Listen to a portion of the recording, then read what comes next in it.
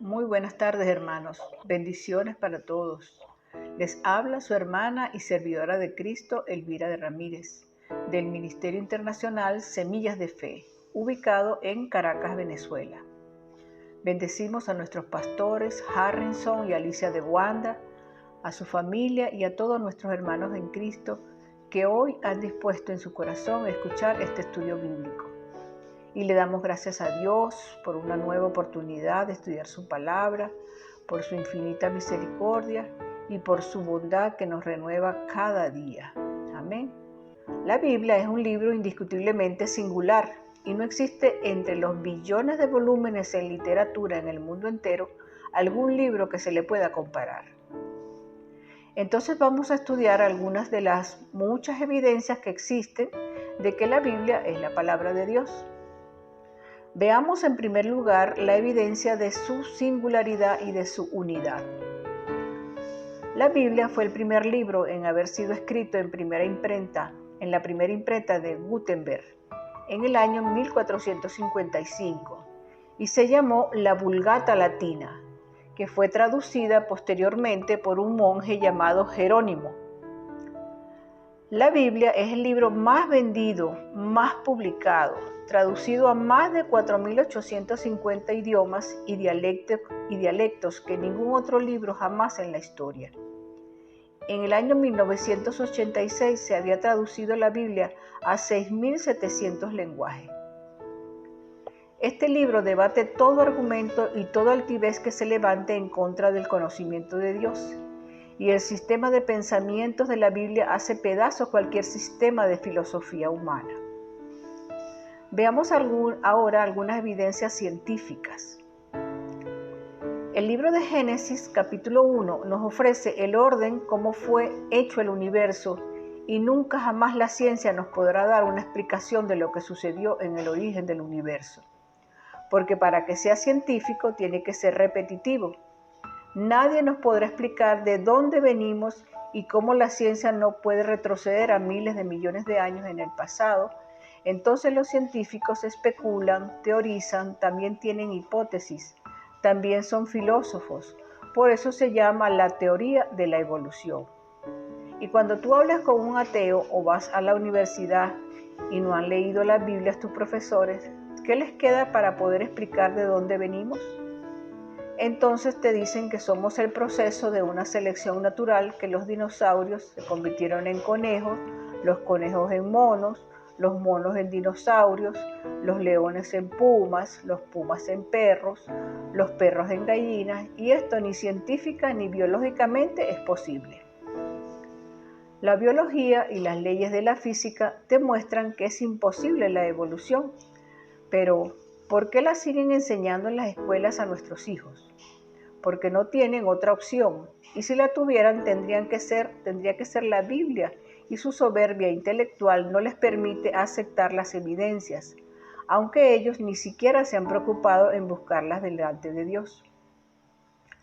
La Biblia dice que el primer día Dios hizo la luz, y esta luz se refiere al espectro electromagnético que rodea la Tierra para que se produzcan las comunicaciones. Porque podrían decirte, pero fue el cuarto día que Dios creó el sol, la luna y las estrellas. Y aquí no se refiere a esa luz. Entonces el segundo día el firmamento, el tercer día la tierra y el mar, el cuarto día el sol, la luna y las estrellas, el quinto día los peces y las aves, y en el último lugar la obra de arte de Dios que fuimos nosotros. Porque ningún animal fue hecho a la imagen y semejanza de Dios. Y en esto precisamente radica la dignidad del ser humano, que no somos animales, que hay un propósito, que sabemos de dónde venimos, que tiene un propósito de nuestra vida y sabemos a dónde dirigirnos y que después de la muerte seguiremos existiendo por toda la eternidad. Aleluya. Veamos ahora las pruebas de la genética. Y fue hasta el año 1860 que un hombre llamado Gregorio Mendel descubrió las leyes de la herencia genética. Era un monje austríaco que comenzó haciendo experimentos con la planta del guisante y comenzó a mezclarlos y descubrió que un guisante verde transmitía características verdes al otro guisante y que ese guisante transmitía el tamaño de ese guisante anterior y otras evidencias más. Entonces dijo, algo se transmite. Una semilla de manzana tiene cosas que cuando se siembra produce manzanas. La semilla de la uva produce uvas. Entonces él descubrió que algo dentro de las semillas propagaba la consistencia, el tamaño, el color y hasta las vitaminas de la información que tenían las semillas. Pero él, como no tenía microscopio todavía, y fue hasta 1954 que el doctor James Watson gana el premio Nobel cuando descubre el ADN, el ácido desoxirribonucleico. Este hombre descubre que los billones de células que tiene el cuerpo humano contienen información genética codificada. El ADN es la proteína compleja que se encuentra en el núcleo de las células y es el principal constituyente del material genético de los seres vivos. Y ya en el Génesis capítulo 1, versículos 11 y 12, dijo Dios, produzca la tierra hierba verde, hierba que dé semilla, árbol que dé fruto según su género, que su semilla esté en él sobre la tierra. Y fue así. Y en el versículo 21 dice, y creó Dios los grandes monstruos marinos y todo ser viviente que se mueve, que las aguas produjeron su género, según su género, y toda ave alada según su especie. Y vio Dios que era bueno. Entonces, cuando nosotros leemos esto en el siglo XXI, vemos que otra vez la Biblia se adelantó a los descubrimientos científicos de este siglo. La Biblia es más moderna que el periódico de mañana en la mañana, porque la Biblia ya establecía las leyes de la genética, que una semilla de uva tiene un código genético que determina que cuando se siembra crezca, no como un plátano ni como una naranja, sino que crezca con las características de la información que le puso el que creó esa semilla. Y además esa semilla trae características antioxidantes para que los seres humanos, cuando coman uvas, sepan que están tomando antioxidantes y vitaminas de ese fruto. Cuando Dios hizo al ser humano, lo hizo con esperma del género masculino y a la mujer con cromosomas del género femenino. Y encontramos algo maravilloso que Dios creó. Primero al hombre del polvo de la tierra y luego de que lo hace, le sopla el aliento de vida infundido de Dios, algo que era de Él, y por eso somos hechos a imagen y semejanza de Dios. Luego dice en Génesis capítulo 2, versículo 21, entonces Jehová hizo caer sueño profundo sobre Adán, y mientras éste dormía, tomó una de sus costillas y cerró la carne en su lugar. Y de la costilla que Jehová Dios tomó del hombre, hizo una mujer y la trajo al hombre. Dijo entonces Adán, esto es ahora hueso de mis huesos y carne de mi carne. Esta será llamada varona, porque del varón fue tomada. Así que de esa costilla, de ese material genético, forma la mujer. Entonces el hombre tiene 2 cromosomas, XY, y la mujer 2XX. Por tanto, la mujer no tiene el cromosoma Y, que determina el género masculino.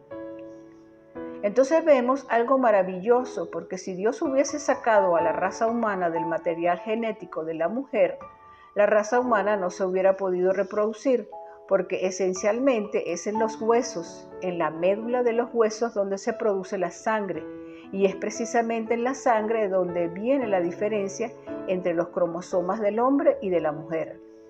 Por eso le sacó al hombre una costilla, que es hueso, y no de la barriga ni del muslo, sino del hueso. Y podemos ver en la Biblia que pasaron miles de años y un ángel se le presenta a María y le dice, vas a ser mamá. Y María se espanta y le dice, estoy comprometida, pero no me he casado. Y la ley judía dice que si yo me embarazo antes de casarme, me pueden matar a pedradas. Y el ángel Gabriel le dice, no te preocupes, Dios va a engendrar en tu vientre a un hombre y le vas a poner por nombre Jesús. Y ese ser que va a ser engendrado no va a ser engendrado por José. Y hace 2000 años que fue escrita esta escritura y nadie entendía por qué Cristo tenía que nacer virginalmente. Y es simplemente porque el cromosoma Y de José venía infectado desde Adán. Porque por un hombre entró el pecado. Ese pecado se transmitió a través de la raza humana y todos nosotros hemos sido infectados por el pecado.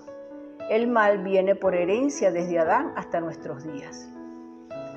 Y científicamente está demostrado que los 19 elementos químicos del cuerpo humano, magnesio, flúor, potasio, etc., son los mismos elementos químicos que forman la Tierra, y los 4 gases que forman el cuerpo humano, carbón, hidrógeno, oxígeno, etc., son los 4 gases que contiene el polvo de la Tierra. Y la Biblia tenía razón. El hombre fue hecho del polvo de la tierra. ¡Qué maravilla, hermano! Así que es importante observar que las evidencias genéticas físicas de la creación de la Biblia son maravillosas y que podemos nosotros a través de esto darle una respuesta al ser humano para que pueda entender que la Biblia es el libro de los libros.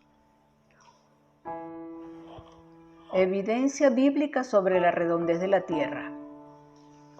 También podemos evidenciar que hace 2380 años antes de que Galileo Galilei descubriera que la Tierra era redonda, en el libro de Isaías, capítulo 40, versículo 22, la Biblia ya afirmaba que la Tierra era redonda y dice: Él está sentado sobre el círculo de la tierra, cuyos moradores son como langostas. Él extiende los cielos como una cortina, los despliega como una tienda para morar. Hay una ley en la física que se llama la ley de la entropía, y hay una ley que rige a todas las demás leyes que se llama la ley de la primera y la segunda de la termodinámica. ¿Y qué establecen estas leyes físicas? Precisamente que todos los procesos físicos, todos los sistemas ordenados tienden con el tiempo a desordenarse. La evolución enseña que de lo menos vamos a más, y la Biblia enseña que fuimos coronados como la creación máxima de Dios. Pero nosotros vamos en deterioro, en guerras. Simplemente porque habiendo profesado ser sabios, nos hemos hecho necios. No le quieren dar gracias a Dios ni glorificarlo. El ser humano está envanecido en sus razonamientos. Su corazón se ha entenebrecido y nos hemos creído dioses. Entonces vemos que antes que se descubrieran las leyes de la entropía y de la termodinámica, en el libro de Hebreos, capítulo 1, versículo 10 en adelante, dice: Y tú, oh Señor, en el principio fundaste la tierra, y los cielos son obra de tus manos. Ellos perecerán, mas tú permaneces, y todos ellos se envejecerán como una vestidura, y como un vestido los envolverás y serán mudados. Pero tú eres el mismo y tus años no acabarán. Exactamente todo lo que estas leyes enseñan, que todo se descompone, todo se oxida, todo se termina, todo se arruina. A todo hay que hacerle mantenimiento. Todo el universo está en proceso de descomposición. El Sol pierde millones de toneladas de masa cada segundo. Tal como lo dice la Biblia, hace millones de años todo se envejecerá, todo se echará a perder, pero tú, Señor, eres el mismo a través de la historia. Veamos las evidencias médicas. La Enciclopedia Británica, no la Biblia, documenta que en el año 1845 había un hombre húngaro, médico obstetra llamado Ignacio Semmelweis. Este médico estaba aterrorizado porque de cada 100 mujeres que parían en los hospitales, se morían 50 o 70 mujeres por la fiebre puerperal, que es una de las infecciones provocadas por bacterias que producen inflamación durante los primeros 15 días después del parto, debido a las modificaciones en el cuerpo o por la cirugía de la cesárea. Y observó que el personal de salud que atendía a estas mujeres que estaban dando a luz no se lavaban bien las manos antes de atender a otras que ya iban a dar a luz. Y esta era una práctica normal porque en 1845 no se había descubierto la presencia de las enfermedades microscópicas ni bacteriológicas, por lo que eran totalmente desconocidas. Y como el doctor Semmelweis era cristiano, consiguió en el libro del Levítico, donde Dios le dio al pueblo de Israel las leyes de la sanidad, las leyes médicas y las leyes de la higiene que deberíamos tener antes de que se descubriera la proliferación bacteriológica y microbiológica que existe en el aire. Y este doctor, al leer Levítico, capítulo 15, versículo 13, descubrió el por qué las mujeres estaban muriendo mientras las estaban atendiendo en los partos. Y dice así: cuando se hubiere limpiado de su flujo el que tiene flujo, contará 7 días desde su purificación, y lavará sus vestidos y lavará su cuerpo en aguas corrientes, no en aguas estancadas, y será limpio. Entonces el doctor Semmelweis les recomendó a los doctores que se lavaran muy bien las manos en aguas corrientes, no en cubetas o pozos, antes de atender a las mujeres que iban a parir, y el índice de mortalidad se redujo en un 80%. Estaban ellos contaminando a esas mujeres por la cantidad de millones de bacterias que se tienen en las manos. Y también en Levítico, capítulo 12, Dios da las leyes sobre la purificación después del parto. Y es importante destacar que en los actuales momentos también se nos aconseja lavar muy bien nuestras manos, porque es allí donde se alojan las bacterias y microbios, y también no tener aguas estancadas, sino lavarnos en aguas corrientes. Y vemos que ya Dios lo había establecido muchísimos años atrás. Otra evidencia médica es que fue en los años 1970 o 80 que se descubrieron las leyes del famoso colesterol. Y ya en el libro de Levítico, capítulo 11, Dios les prohibió que comieran puerco, que comieran conejo, que comieran aves, iguanas, camarones, langostas, etc., haciendo la diferencia entre lo inmundo y lo limpio, entre los animales que se pueden comer y los animales que no se pueden comer. Y hoy en día sabemos que el consumo de la carne de todos estos animales contiene colesterol que entra en las arterias y las va obstruyendo. Entonces, cuando el corazón bombea la sangre, se le dificulta y tu corazón trabaja con mayor dificultad y puede sobrevenir un ataque al corazón. Hoy en día, los nutricionistas han descubierto que la Biblia tenía razón y que antes que se descubriera la circulación sanguínea en el año 1630, la Biblia en Levítico 17, versículo 11 decía: la vida de la carne está en la sangre. Y es maravilloso que la Biblia ya dijera con siglos de anticipación que la vida se encontraba en la sangre, porque esta gran verdad biológica está relacionada con la importancia de la sangre en nuestro cuerpo, que solo fue comprendida hace aproximadamente un siglo. También tenemos la increíble correlación entre el cuerpo y la mente, y que hace 3000 años el rey Salomón escribió en el libro de Proverbios. Las enfermedades psicosomáticas, psico es mente, soma es cuerpo, significa que son enfermedades que tú te produces por tu estado mental, porque la condición de tu mente afecta a tu cuerpo. Una persona amargada puede desarrollar artritis. Una persona estresada va directo a sufrir un ataque al corazón. Y Jesús nos dijo: mi paz les dejo, mi paz les doy. Y la paz es el estado más saludable en que una mente puede encontrar para mantener un cuerpo sano. Si no somos gobernados por la paz de Dios, tenemos un problema no resuelto con Dios, hermano. Estás siendo deshonesto con Dios y estás escondiendo tu pecado debajo de la alfombra. Y ese pecado te va a devorar tarde o temprano. Y dice su palabra que si confesamos nuestros pecados, Él es fiel y justo para perdonarnos y limpiarnos de toda maldad.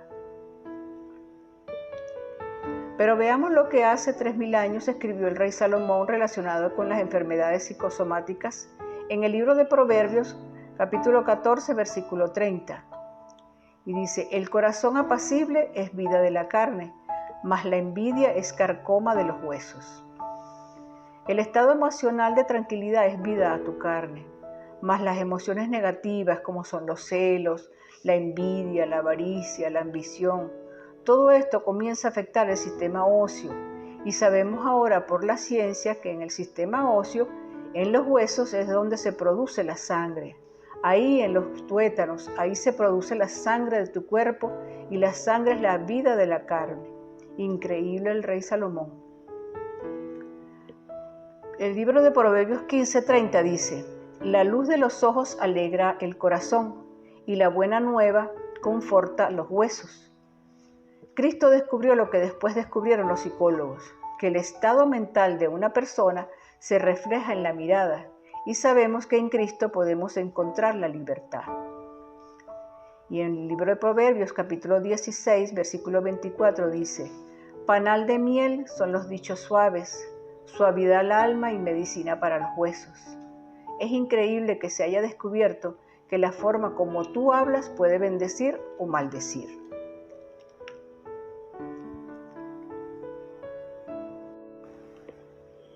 Veamos ahora las evidencias de las enseñanzas de la Biblia.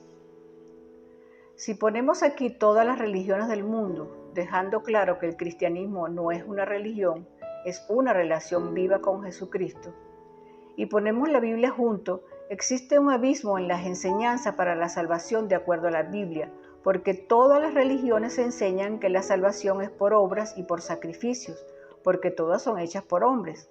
Ellos inventaron las religiones por desconocer el Dios vivo y verdadero revelado en la Biblia y en la persona de Jesucristo. Y la Biblia enseña el único sistema de pensamiento en donde el ser humano no es salvado por ninguna obra que haya hecho. Ahora, ¿por qué escogió Dios el mensaje del Evangelio, que es locura a los que se pierden y poder a los que se salvan, que es por gracia? Porque es precisamente para humillar la soberbia de los religiosos. Y esta enseñanza solo se encuentra en la Biblia, en ningún otro libro sagrado. Evidencias de las profecías de la Biblia. La Biblia es el único libro que hace 2600 años, en el libro de Daniel, se describe el orden de todos los gobiernos mundiales que iban a sucederse uno tras otro hasta la venida de Jesucristo. Cada cosa que dijo Daniel se cumplió. En Apocalipsis 11, que fue escrito hace 2000 años por el último apóstol de Cristo llamado Juan, quien se encontraba exiliado en la isla de Patmos, y allí él tuvo una visión de Jesús glorificado y Cristo le reveló que escribiera lo que se contiene en Apocalipsis. Y cuando comparamos Apocalipsis con la ciencia del siglo XXI, pensamos que no pudo un hombre haber escrito estas cosas. En Apocalipsis 11 está hablando de los dos testigos que la bestia que sube del abismo los va a asesinar. Y dice en el versículo 8, los cadáveres de estos dos testigos, que se especula que va a ser Moisés y Elías o Moisés y Enoc, estarán en la plaza de la grande ciudad, y esta grande ciudad es Jerusalén. Y dice que esta grande ciudad, antes de que Cristo venga, se va a llamar Sodoma y Egipto. O sea, Israel, según la Biblia, se va a depravar tanto moralmente antes de que venga Cristo, que se le va a comparar con Sodoma y Egipto, que representan la inmoralidad y la mundanalidad. Y llegamos al versículo 9, que requiere nuestra atención, y dice: y todos los de los pueblos, tribus, lenguas y naciones verán sus cadáveres por 3 días y medio, y no permitirán que sean sepultados. Entonces, ¿cómo es posible que la Biblia hace 2000 años haya profetizado que todas las naciones verían al mismo tiempo un evento si no se hubieran inventado los satélites de comunicación? Ahora cientos de satélites alrededor del Ecuador circulan la Tierra y lo que está pasando en cualquier país lo podemos ver instantáneamente. Y la Biblia tenía razón: los cielos y la tierra pasarán, mas mi palabra permanecerá. De manera que las palabras de la Biblia han demostrado su veracidad y su incuestionable poder como para ser el referente espiritual, moral y ético de la humanidad, y no solo de quienes han creído en ellas. Las evidencias de la Biblia aquí expuestas, sin duda alguna, conmocionará la percepción que muchos tienen de ella y responderá a muchos interrogantes derivados de la duda respecto a su origen, veracidad y propósito. Y si a pesar de todas estas evidencias tú sigues insistiendo en que necesitas más pruebas, pues tu problema no es intelectual, tu problema es moral. No te conviene creer y esa es la condenación. Lo dice en el libro de Juan, capítulo 3, que la luz vino al mundo y los hombres vieron la luz. Vieron a Cristo, vieron milagros, el mar rojo se abrió y a pesar de eso no creyeron. Entonces no son los milagros ni las evidencias lo que una persona necesita para creer en Dios. Lo que necesita verdaderamente es arrepentirse de todo el corazón.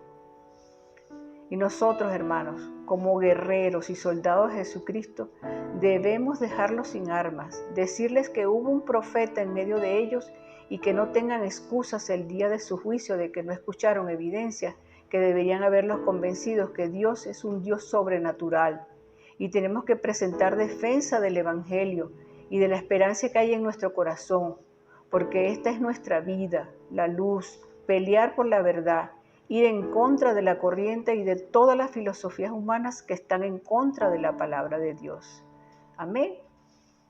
Así que, Padre, te damos gracias por estas enseñanzas, porque todo pasará, mas tu palabra permanece para siempre, Señor.